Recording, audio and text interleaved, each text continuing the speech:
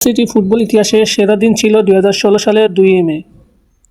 ওই দিনে আনুষ্ঠানিকভাবে তারা ইংলিশ প্রিমিয়ার লিগের চ্যাম্পিয়ন হয়েছিল। এরপর তারা এএফএ কাপ জিতেছিল, উঠেছিল চ্যাম্পিয়ন্স লিগ কোয়ার্টার ফাইনালেও। তো সেই সাফল্যের স্মৃতি যেন মলিন হতে শুরু করেছে। প্রিমিয়ার লিগ জেতার 10 বছর পর মঙ্গলবার ক্লাব ইতিহাসের অন্যতম বাজে দিনটা দেখল লেস্টার।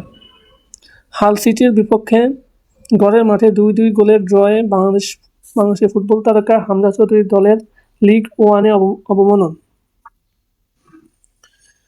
ম্যাচ শেষ হতেই ভক্তরা খুবই ফেটে পড়ে। ক্লাবের মালিকদের পদত্যাগের দাবি জানায় তারা এবং খেলোয়াড়দের মাঠ ছাড়ার সময় দুয়ো দিতে থাকে।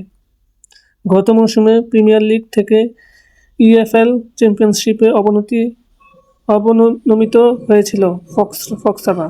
কেবল পঞ্চম দল হিসেবে টানা 2 বার অবমাননার শিকার হয়ে তৃতীয় স্থানে নেমে গেল তারা। লিয়াম মিলারের প্রথম গোলের পর জর্ডান জেমস, লুক থমাস পাল্টা 2টি গোল করে লেস্টার টিকে থাকার আশা বাঁচিয়ে রেখেছিলেন, কিন্তু গুলে ম্যাকবার্নির দ্বিতীয়বারের গোল সর্বনাশ ডেকে আনে। 2 ম্যাচ হাতে রেখে নিরাপদ অবস্থান থেকে 7 পয়েন্ট পেছনে থাকায় নিশ্চিত হয় অবনমন। এই ড্রয়ে 2009 সালের পর প্রথমবার এটা সবচেয়ে ভয়াবহ অংশ। 10 বছর আগের সাফল্যের স্মৃতি নিয়ে তিনি বললেন, এই ক্লাবের প্রিমিয়ার লিগ জিতেছিল খুব বেশি দিন আগে নয়। ভক্ত ও ক্লাব সংশ্লিষ্ট প্রত্যেকের জন্য সেটা ছিল অসাধারণ সাফল্যের একটি মুহূর্ত। আমার মনে হয় সবাই ওই মুহূর্তটাকে অসাধারণ সাফল্য হিসাবে দেখছিল, কিন্তু ঠিক তেমনই আমরা এই মুহূর্তটা সবচেয়ে বাজে হিসাবে ধরতে পারি। 2015 সালের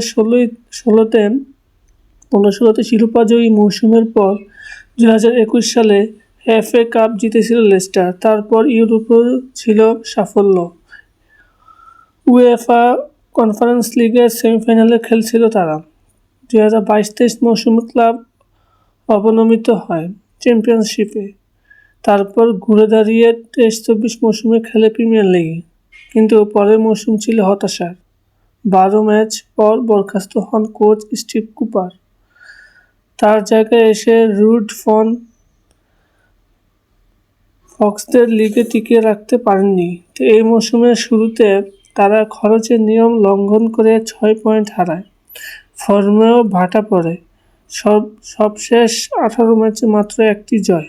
গতকাল শেষ বাজতেই তৃতীয় স্তরে নেমে যাওয়ার হতাশায় খেলোয়াড়রা মাটিতে শুয়ে পড়েন। 142 বছরের ইতিহাসে তারা ইংলিশ ফুটবলে কেবল একবার তৃতীয় স্তরে খেলেছিল।